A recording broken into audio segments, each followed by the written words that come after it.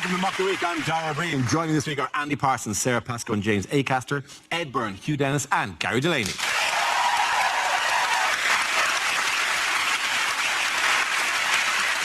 We start with a round call. If this is the answer, what is the question? On the board are 6 categories. Sarah, which category would you like? I will have world news, please. Okay, world news it is. The answer is 1.6 billion. What is the question? Is it how many immigrants are so lazy they haven't even bothered to come over here? What in decibels is Brian Blessed? When they go back to us, how many drachma will there be to the euro? For about a week or so. How many Scottish people now say they voted yes in the referendum? Is it what was the crucial missing ingredient from England's bid for the 2022 World Cup?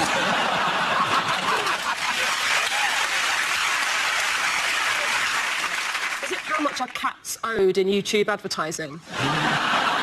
Is it, when I went on Dragon's Den, how much did I want for a 2% share in my body hoover business? James, talk numbers. How many? What's their turnover? well, Deborah. I haven't really got the numbers in my head. That's what they say, isn't it? Right, I'm out. That usually Is it what is the count in Sesame Street up to now? I think he's just somewhere in a bar, just still counting. There's a tiny Transylvanian puppet in a bar. 1.5.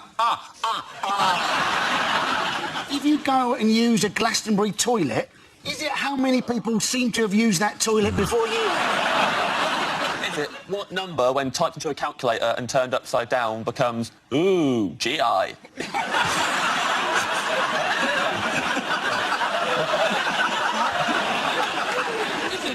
After you've popped, how many Pringles can you eat before you must stop? Is it, since I started this sentence, how much further has Greece got into debt?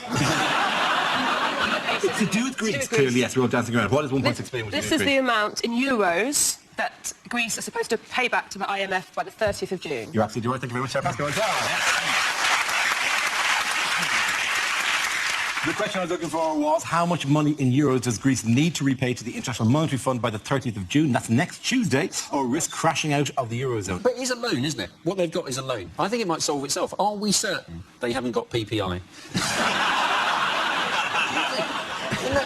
Just on the day before they have to pay back, Alexander Tsipras, the Greek Prime Minister, gets a phone call saying, "We've been trying to contact you." That's the Greek... Well, he seems thrilled with that particular development. He looks so coy. He literally looks like that is the face that people do when you go up to him and go, "Where's my money?" He's like, "Money?" Lots of ways of raising money, though, aren't they? I would have thought. They've got lots of stuff. Yeah. They could have a big episode of the Antiques Roadshow. They'd raise quite a lot. They could use plastic plates at weddings. That'd save a lot of money.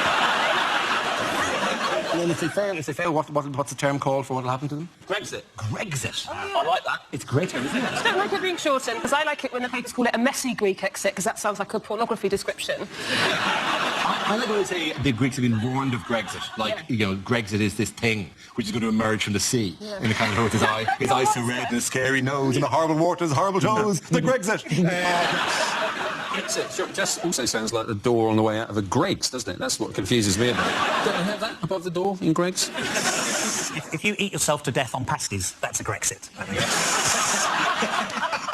This, by the way, is not Greg's in Athens. This is people going, my money, please. I've seen queues like that in Leicester Square on a Saturday night. Not into a bank, presumably. I've seen long queues at cash machines just on busy nights. They might be going many times. for a bed and a It means bath. nothing. You're playing into the hands of the European Commission and their misinformation. Shit, I don't know what happened there. You're telling me that essentially all these people are on a night out. Just want a few quid.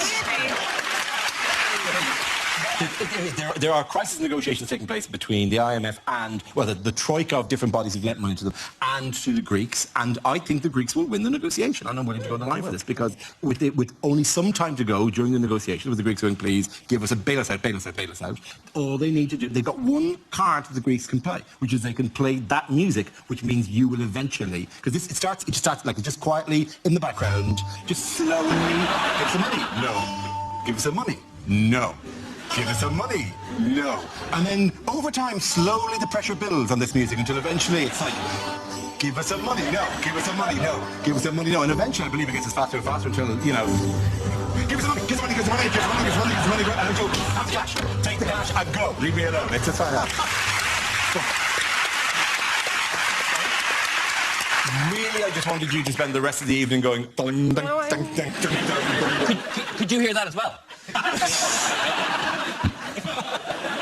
I weren't there for a second. So this is all, I find it really confusing when it's like the money and the economics of it. So actually, it does become a lot easier if you convert it to alcohol and think that the ECB is a brewery and the EU is a pub and all of the countries put their alcohol behind the bar, but we need more drink. The only way we can make more drink is if we water it down. And Germany won't let us do that, and they're in charge because they make the best drink, which is beer. Greece only have ouzo, which is the worst drink, and we knew they only had ouzo. We shouldn't have let them join the pub, but we did because we were hammered. Who hasn't let the wrong person in when they were drunk, eh, girls? So, and now, I mean, Greece has passed out, it's too drunk, and Germany's trying to sober them up. And why can't we just kick them out of the bar? Oh, because they've started a tab and not on their cards? Like, we all started a joint account for some reason. And this is supposed to simplify things in your head. We're much neater now. And the solution is we should let Weatherspoons sort it out. They not withdraw €4 billion or something last week, Dave? I mean, it's a real genuine problem. People taking all the money. And then they started hiding the money. Everybody started hiding cash. And they say in secret places in the article I They're read. hiding the money in frozen chickens. This is the strangest hiding place I had, where they put them in the freezer and they put the money into the chicken. We shouldn't know about that. But that's what the whole point of hiding is it's a secret. Yeah. We live in England and we know where they've hid their money. It should not have got back to me. We play the music again. Oh, Yeah, look, let's Jesus, have a yeah, look. sorry, one more time. The middle of it.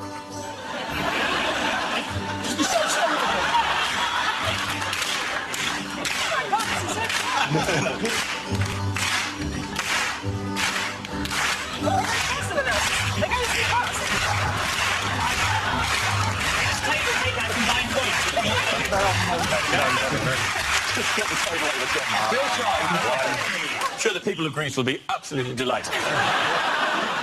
There is an issue, obviously, how it's going to affect holidaymakers and British tourists going over. There was a statement there that said that holidaymakers should bring over cash on this. It's big, and the statement came from muggers. Travel agents suggested that people bring cash and credit cards or debit cards. So there's my plan to use magic beans as currency. What did you think we were bringing? Also, guys, if you're planning a holiday, think about getting a passport. Yes. I'd imagine if you arrived in Athens Customs and said, do I have a passport? No. But I have money! Rain, bitches!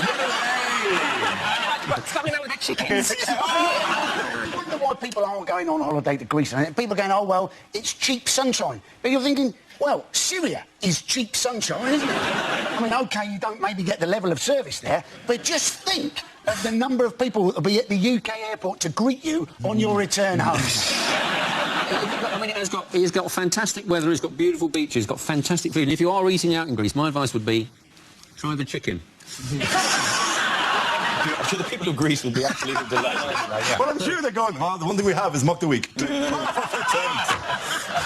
sure it's a difficult time. The one thing we've always been able to rely on is, but now they're doing our dance wrong, incorrectly. Because I know that music comes on for some random reason. Like it's a pincer dance.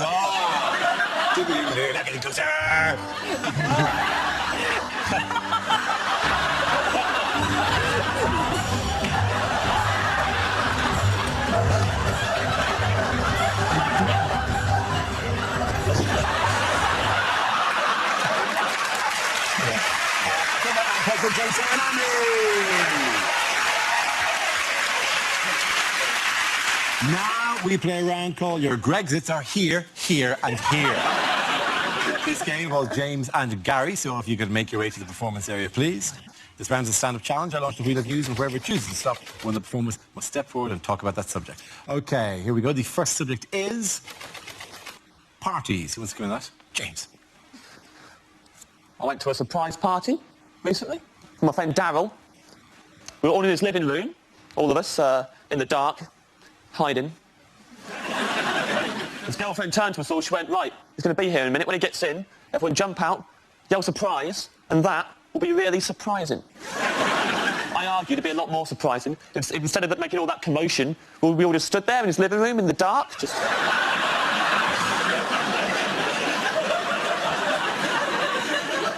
When he comes in and turns the lights on, see how surprised he is then?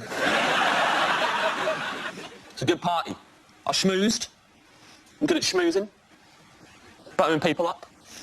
I'll give you some schmoozing tips, why not? A lot of people will tell you when you're schmoozing, have a good icebreaker, right? Break the ice. Well, they won't tell you, at the end of the conversation, unbreak the ice. You don't want anyone else swooping in, taking advantage of all the lovely little ice cubes that you created. So freeze it over again before you leave. So as you're leaving, just slide something under the fence, like death comes to us all, something like that.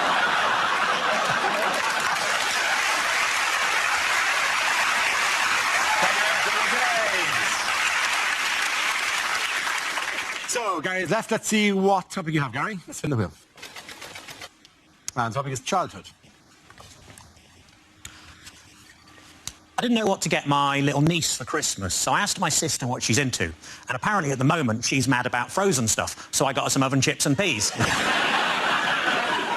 love that. Every Christmas day we'd always have pigs in blankets, or as you probably call them, relatives sleeping in the spare room. Winnie the Pooh, possibly the most vindictive chapter in Nelson Mandela's autobiography. It was only after I shot the fifth zombie that I started to wonder why they were all carrying bags of sweets and ringing my doorbell. I've been trying to recapture my lost youth. I really must get that cellar door fixed.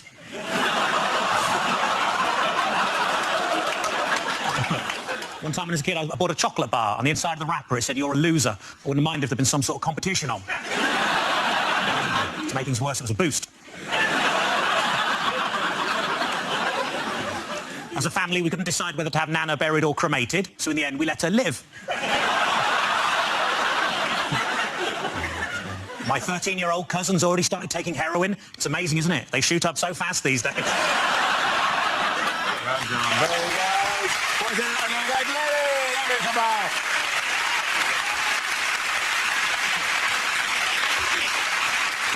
Our next round is called Picture of the Week. I show the panel a topical image and ask them to tell me what's happening. So what is going on here? Is he going, do you want to know why I'm called Trump? Pull my fingers. This is taken at Comic-Con, and this is actually a guest appearance by Sloth from the Goonies. Are you sure he's not just showing how he got the money into the chicken?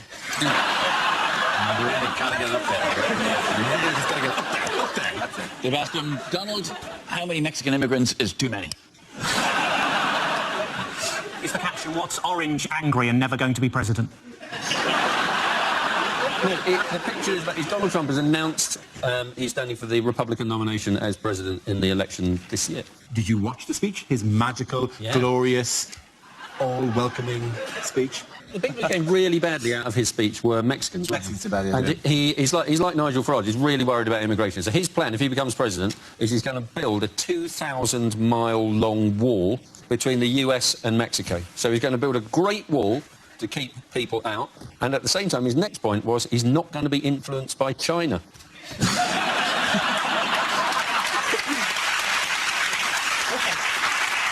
Who is he going to use to build the wall?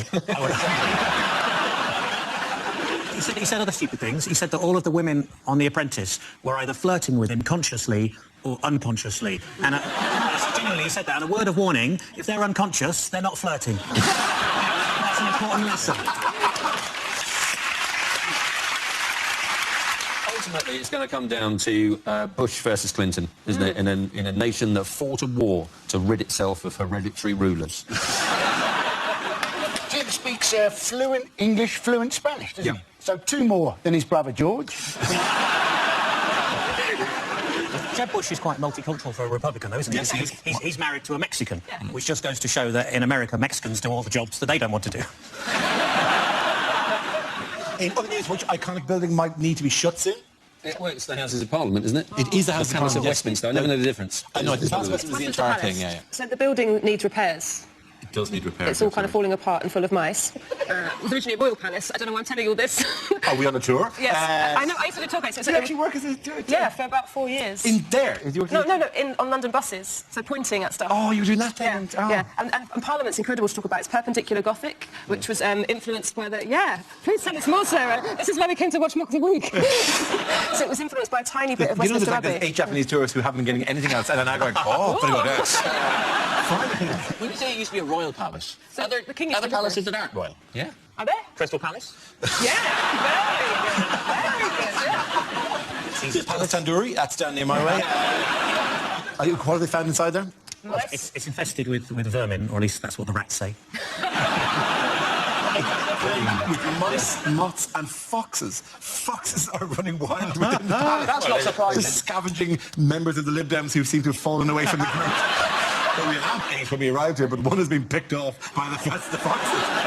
£3 billion's worth of repairs that are needed. The very minimum. And then there's 56 new SNP MPs who've been celebrating their arses off over the last 2 weeks. So you're thinking, are those two things related? 3 billion of repairs and a hell of a party from the Scottish MPs. You think that the 50 Scottish MPs have done £3 billion worth of damage? That'd be brilliant if they had, wouldn't it? And they're back on the train up to Edinburgh with Big Ben under their arm. I've got Big Ben! Go out to people. Got the time. You're right, you're right. One of the suggestions, though, is to move the Parliament to Birmingham, Yes. isn't it? And David Cameron is all in favour of this because that is the hometown of the West Ham Football Club that he supports. I think about the new mascot. Speaking of things that are the new mascot for Partick Thistle Football Club. Brilliant. Seen a picture of it. Yeah, I It's love designed by whom? David Shrigley. David Shrigley, artist, contemporary artist, a future on David Shrigley's work, has designed a new mascot for Partick Thistle Football Club. You know, to G the fans along, get them excited, raise the moods. This is the mascot. That's Days your nightmares made real, isn't it? You think they could have just put some pupils in the eyes just to give them less of an unseeing cataract? That I in the face of eternal evil stare into my void of eyes. And the thing is, because it is an important job, like not only because, you know, you're geeing the crowd up and you keep them well entertained, but often, and this is one of my favourite things on the internet, people do collections of these, often the mascots will be required, usually because they have forgotten to get off the pitch in time, to stand at the minute's silence if a minute's silence is being held. And there is a fantastic collection of mascots who have had to look sombre or grave or respectful. This is a particular I'm not like this one. That's the Bradford chicken. Billy Bantam, I think he's called, looking very disappointed with it. He's upset because some Greeks have just stored money up his bottom. The next one is, again, very serious. So, that's Puggy Bird from West Brom. And give me one more. That is the West Ham Hammer, looking respectful, but isn't able to change his face, which has a joyous bounty. Oh, I'm a quirky hammer, I'm a jolly hammer. But you know, there's times for reflection as well. Okay, and the boys going to end here, Gary! Now we come to scenes we'd like to see. So if everyone can make their way over to the performance area, I'll read this week's topics, and then we'll see what our panelists can come up with. Okay, here we go. The first subject is unlikely film trailers. A man who only wants one thing. Strepsils.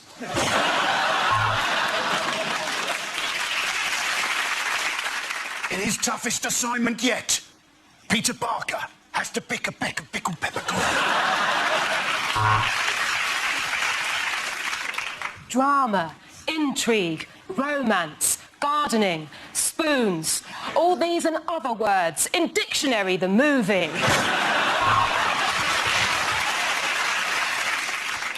All your favourite administrators are back in Human Resources 2. This time it's personnel. When a hairpiece gets possessed by the devil, there'll be hell to pay. He loves sex, but he has no arms. Which position will he choose? Missionary impossible.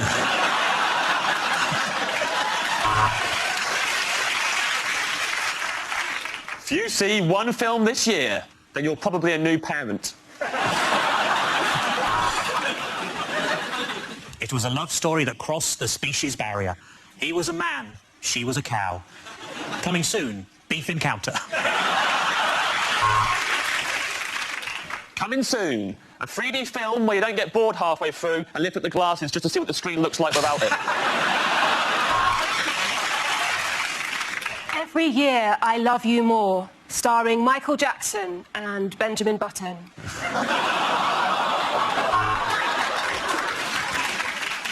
Coming soon, a story of premature ejaculation. The Grand Budapest Hotel. Brilliant, The Times. 5 stars, The Guardian. The beds weren't made. TripAdvisor. Part man, part machine, part bird, part drum. It's Robo Bongo Cuckoo Cop.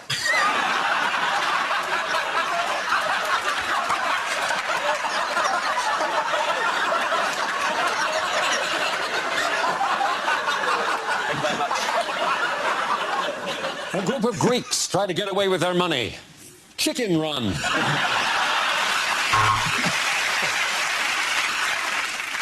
My Dad Pictures presents. Your man, I know him from something. Anyway, him and a woman. I think she was in the air. Maybe it was house. She was definitely a doctor. Join forces to fight. I know him. He's gone awful old looking, hasn't he?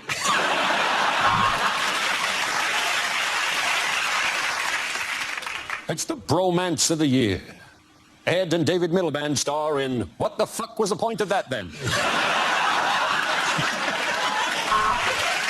Okay, the next topic is things you wouldn't hear on the radio. Mime.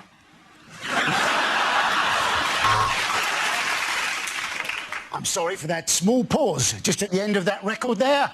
Only my shit took slightly longer than I expected. This is Top DJs of the 1970s. Prison radio has never sounded so good.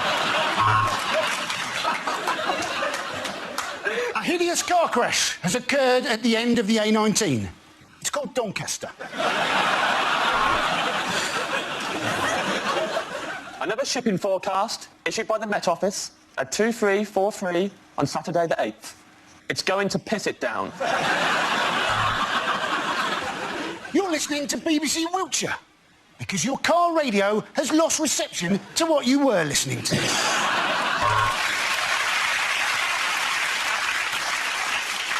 And next up on the Archers, there's an axe murderer on the loose. Not really. Someone has an argument with their housekeeper. Travel news. A coachload of origami enthusiasts has broken down on the M1, and they're all currently sat on the hard shoulder making paper models of cars. Traffic is described as stationary.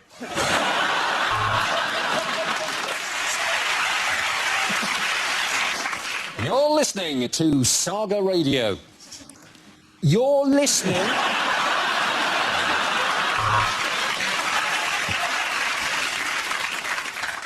Lidl, Aldi, later, Tesco.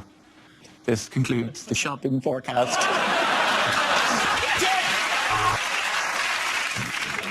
Have you been injured at work? Maybe you should turn the radio off and concentrate properly on what you're doing. But you're dead. We're all dead. We've all been dead from the beginning. You've been listening to the final ever episode of The Archers. Next up on Gardener's Question Time, I'll be trying not to laugh like a schoolboy when a woman phones in with a problem about her box hedge. This is local radio, it's 4 a.m. and no one's listening. Let's play Say Something Racist Roulette. Due to tomorrow's BBC strike, tomorrow's Today programme will be today's Today programme, but called Yesterday. Sometimes when you listen to the radio, there's a tune that you can't get out of your head. It sort of plays again and again and again. It sort of gets faster and faster and faster. And finally it comes on.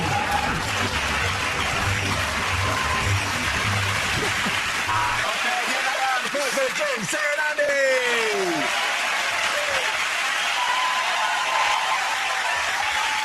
That's the end of the show. This week's winners are Ed Byrne, Hugh Dennis and Gary Delaney.